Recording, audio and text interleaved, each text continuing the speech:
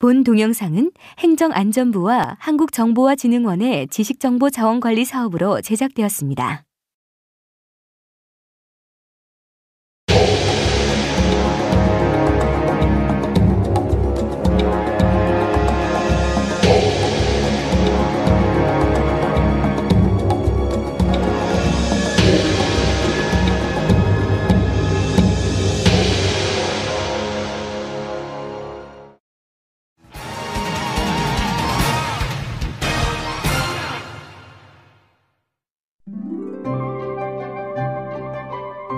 밤하늘에는 수없이 많은 별자리들이 있습니다. 사자, 개, 돌고래 등 동물을 닮은 별자리들도 있고 안드로메다, 카시오페이아와 같은 그리스 신화 속 인물들도 별자리가 되어 밤하늘을 빛내고 있습니다. 그렇다면 저 별자리들은 누가 만들었을까요? 별자리의 탄생은 오래전 바빌로니아인에서부터 시작됐습니다. 가축과 함께 초목을 따라 이동하면서 유목 생활을 하던 그들은 초원을 걸으며 자연스럽게 밤하늘을 올려다보았을 것이고 그러면서 자신들만이 기억하는 별자리들을 하나둘씩 만들기 시작했습니다.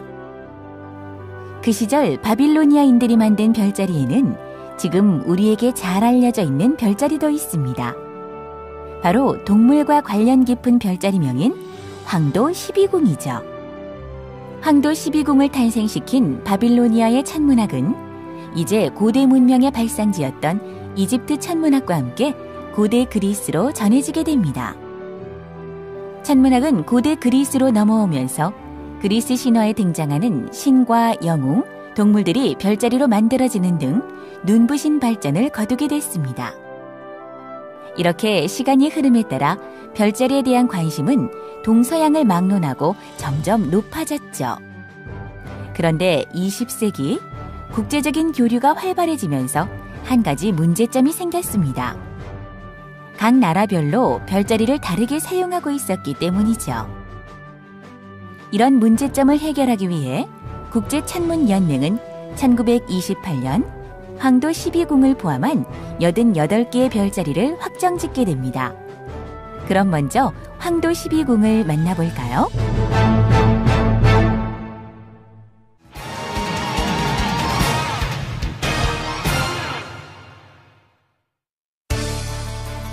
황도 12궁은 태양이 지나가는 길인 황도를 따라 나열되어 있는 12개의 별자리를 말합니다.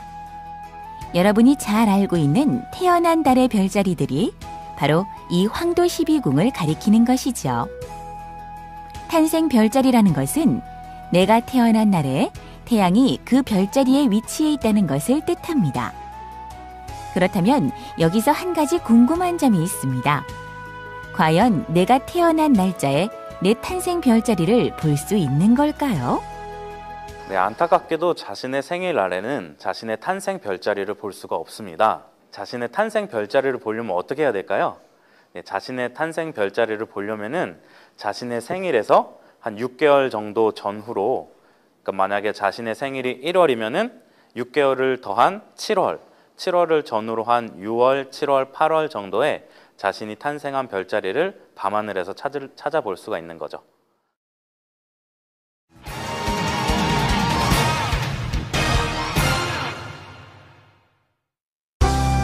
내가 태어난 날, 내 별자리는 눈으로 볼 수 없지만 밤하늘에는 황도 12궁 외에도 많은 별자리들이 있습니다.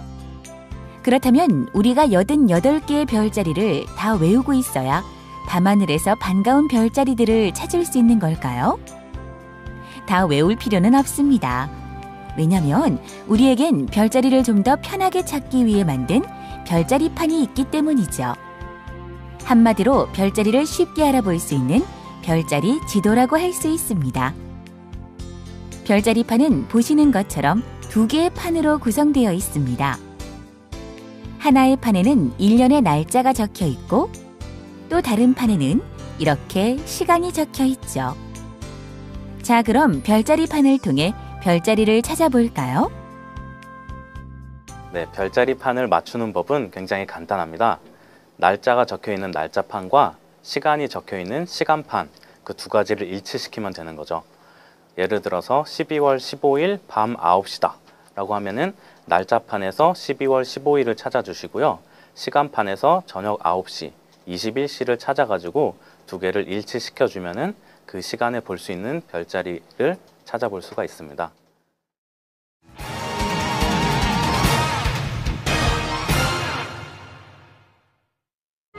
자, 그럼 직접 별자리를 밤하늘에서 찾아봐야겠죠? 별자리판을 들고 북쪽을 향해 선 다음 이렇게 뒤집어서 보게 되면 현재 밤하늘에 있는 별자리를 확인할 수 있습니다. 그런데 북쪽이 어디인지 어떻게 알 수 있냐고요? 북쪽은 밤하늘에 떠 있는 북두칠성과 카시오페이아 자리를 이용해서 찾을 수 있습니다. 국자 모양을 닮은 이 별자리는 바로 우리가 가장 쉽게 찾을 수 있는 북두칠성입니다. 국자 부분에 있는 이 두 별 사이의 거리의 5배를 연장해보면 그곳에 반짝이는 별 하나가 있습니다. 이 별이 바로 북쪽 하늘의 중심인 북극성입니다. 다음으로 카시오페이아를 이용해 북극성을 찾아볼까요? 저 멀리 W 모양을 하고 있는 카시오페이아가 보이시나요? 네, 카시오페이아 자리를 이용해서 북극성을 찾기 위해서는 카시오페이아 별자리에 번호를 붙여 보아야 합니다. 1번과 2번 별을 연장한 선과 5번과 4번 별을 연장한 선, 그 두 선이 만나는 곳에서 3번 별로 화살을 쏜다고 생각을 해보세요. 그 화살이 한 5배 정도 더 연장해서 가게 되면은 만나는 별이 하나 있습니다. 그 별이 바로 북극성이고요. 우리는 그렇게 북극성을 찾을 수가 있습니다. 우리가 이렇게 북극성을 찾는 이유는 천구성에 있는 모든 별들이 바로 이 북극성을 중심으로 운동을 하고 있기 때문입니다.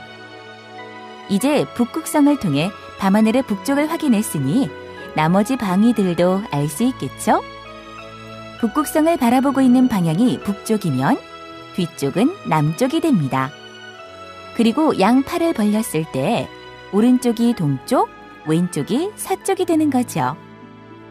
이제 무사히 방위를 확인했다면 계절별로 만날 수 있는 재밌는 별자리 여행을 떠나볼까요?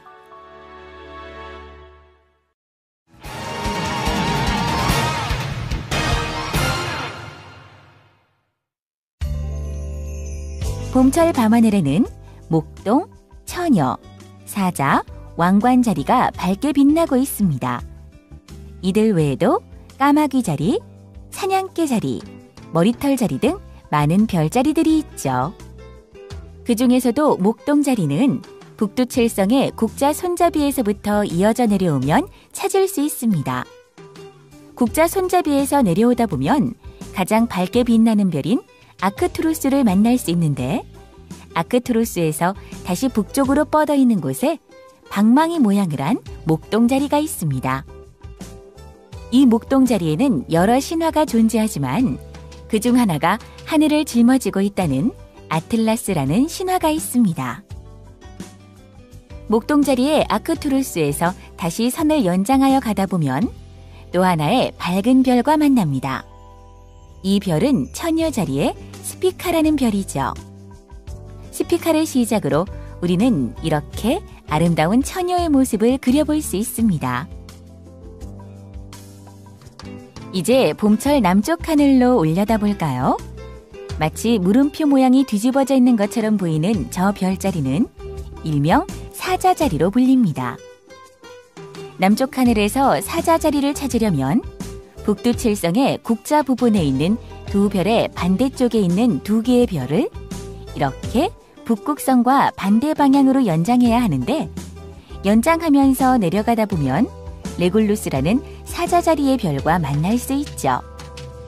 사자자리는 이 레골루스라는 별을 기준으로 뒤집어진 물음표 혹은 낫의 형태를 띠고 있습니다. 뒤집어진 물음표 모양이 바로 사자자리의 머리 부분이고 사자자리의 꼬리 부분에는 베네볼라라고 불리는 밝은 별이 있습니다. 봄의 밤하늘을 올려다보면 커다란 삼각형을 볼 수 있습니다. 바로 목동자리의 아크투루스, 처녀자리의 스피카, 또 사자자리의 꼬리별인 베네볼라를 연결하면서 나타나는 독특한 모습이죠. 이 대형 삼각형을 우리는 봄철의 대삼각형이라고 부릅니다. 이제 봄철 하늘을 지나 여름철 밤하늘로 여행을 떠나보겠습니다. 여름이 되면 우리는 수많은 별들의 모임인 은하수와 백조자리, 검은고자리, 독수리자리 등 은하수 주변에 보이는 다양한 별자리들을 만날 수 있습니다. 가장 먼저 은하수 안에서 우아한 자태를 뽐내고 있는 백조 한 마리가 눈에 띄네요. 커다란 십자가 모양을 하고 있어서 북십자성이라고도 불리는 백조자리입니다. 백조자리에서 은하수 건너편으로 보이는 밝은 별과 작은 별자리를 찾으셨나요? 이 밝은 별은 검은고자리의 베가입니다. 검은고자리는 평행사변형 모습을 하고 있는데 서양에서는 그리스의 신 헤르메스가 거북 껍질과 소 창자로 하프를 만들어 아폴론에게 선물했다는 검은고자리에 얽힌 이야기가 있습니다. 우산살 모양을 하고 있는 이 별자리는 독수리자리입니다. 하지만 동양에서는 이 독수리자리를 은하수를 건너는 배의 모습으로 이야기하고 있습니다. 백조자리의 데네브, 검은고자리의 베가, 독수리자리의 알타이르, 이 세 개의 별을 이으면 여름철 대삼각형이 만들어집니다. 이 세 개의 별에는 우리가 잘 알고 있는 하나의 전설이 숨어 있죠. 바로 견우와 직녀 이야기입니다. 직녀별은 베가, 견우별은 알타이르입니다. 그리고 그 두 별 사이에는 직녀와 견우를 갈라놓았던 강, 은하수가 있습니다. 전설 속에서는 까마귀와 까치가 두 사람을 만나게 해줬지만 여름철 밤하늘에서는 백조자리의 별이 두 사람을 이어주고 있습니다. 여름철 지평선 부근을 보면 S자 형태의 붉은 별을 띠고 있는 전갈자리가 있습니다. 이 붉은 별은 전갈자리의 심장이라 불리는 안타레스입니다. 별빛이 너무 붉어서 사람들이 종종 화성으로 착각하기도 하죠. 이 전갈자리는 그리스 신화의 여신인 헤라가 사냥꾼 오리온을 죽이기 위해 풀어놓은 큰 전갈의 모습을 띠고 있지만 전갈은 평생 오리온을 죽일 수는 없다고 합니다. 왜냐하면 전갈자리가 떠오를 때면 오리온 자리는 이렇게 사라져버리기 때문이죠.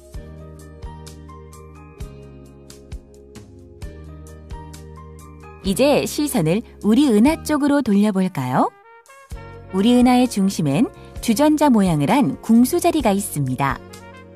보시다시피 궁수자리에서부터 은하수가 뻗어나오고 있어서 마치 물이 끓고 있는 주전자처럼 보이기도 합니다.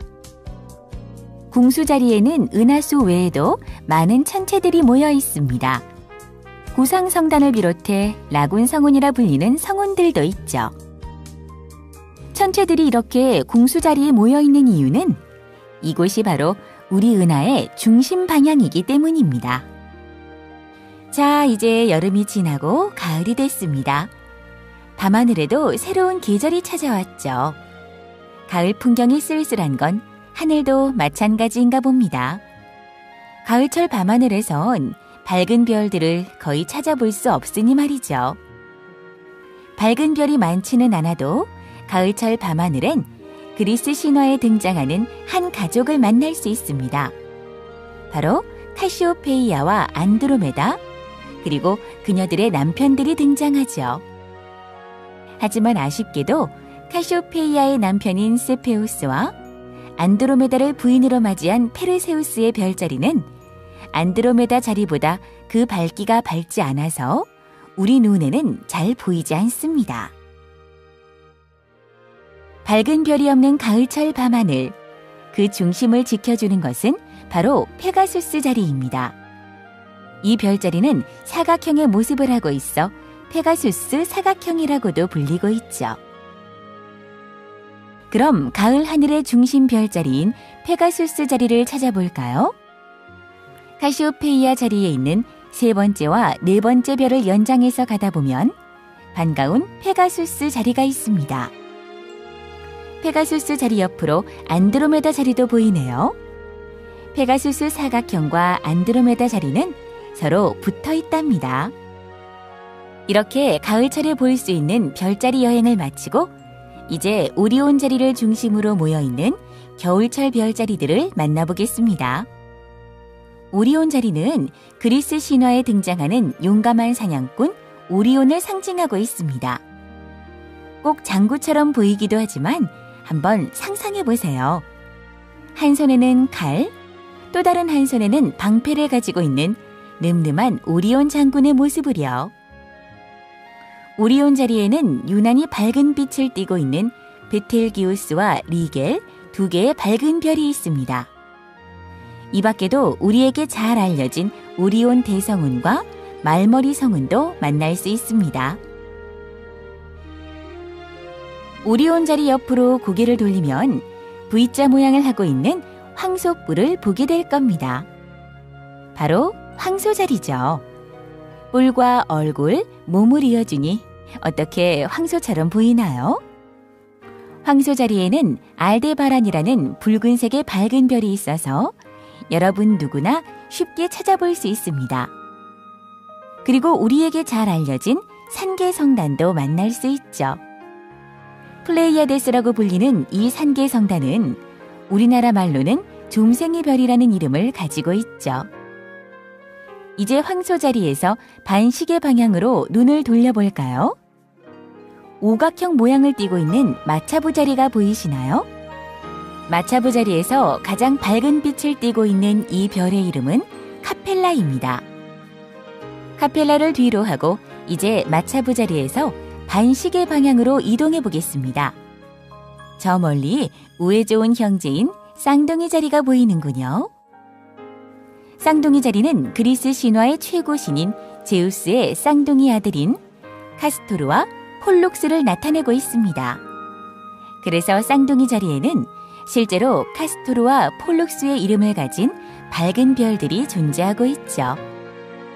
신화 속에서는 카스토르가 형이고 폴룩스가 동생이지만 별빛의 밝기는 동생 별이 형 별보다 더 밝다고 하니 참 재밌는 사실이죠.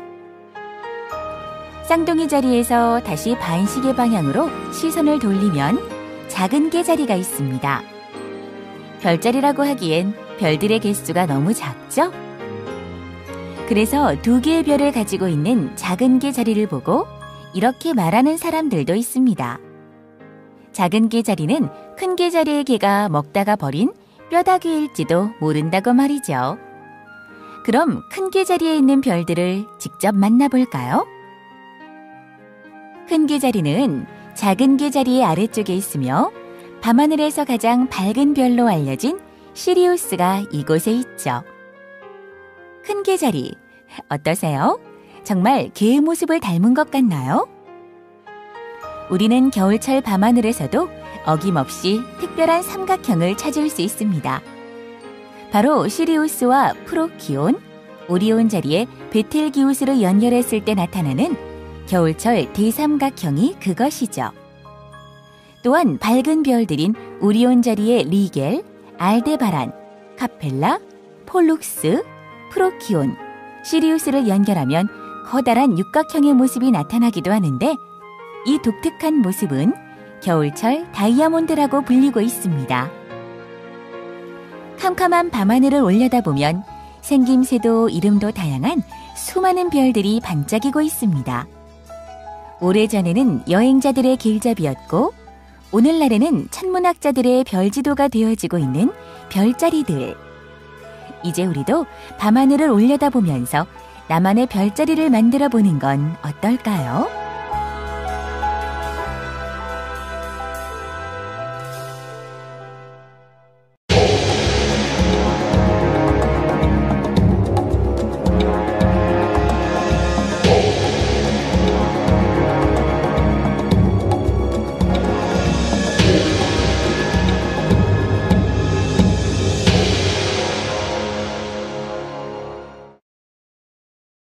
고대 그리스로 전해지게 됩니다. 천문학은 고대 그리스로 넘어오면서 그리스 신화에 등장하는 신과 영웅, 동물들이 별자리로 만들어지는 등 눈부신 발전을 거두게 됐습니다. 이렇게 시간이 흐름에 따라 별자리에 대한 관심은 동서양을 막론하고 점점 높아졌죠. 그런데 20세기 국제적인 교류가 활발해지면서 한 가지 문제점이 생겼습니다. 각 나라별로 별자리를 다르게 사용하고 있었기 때문이죠. 이런 문제점을 해결하기 위해 국제천문연맹은 1928년 황도 12궁을 포함한 88개의 별자리를 확정짓게 됩니다. 그럼 먼저 황도 12궁을 만나볼까요?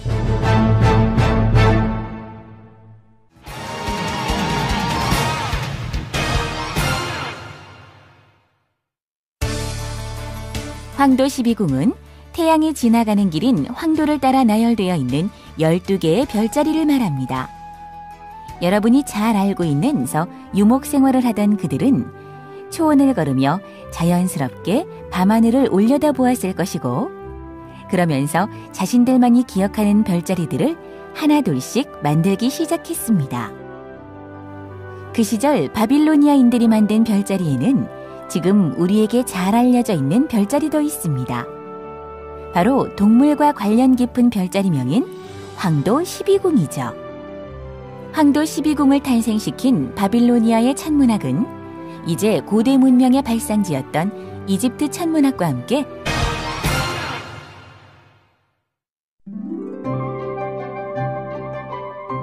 밤하늘에는 수없이 많은 별자리들이 있습니다.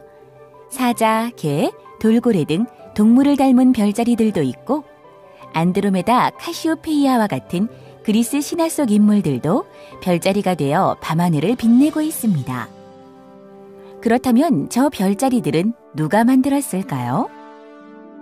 별자리의 탄생은 오래전 바빌로니아인에서부터 시작됐습니다. 가축과 함께 초목을 따라 이동하면서 본 동영상은 행정안전부와 한국정보화진흥원의 지식정보자원관리 사업으로 제작되었습니다.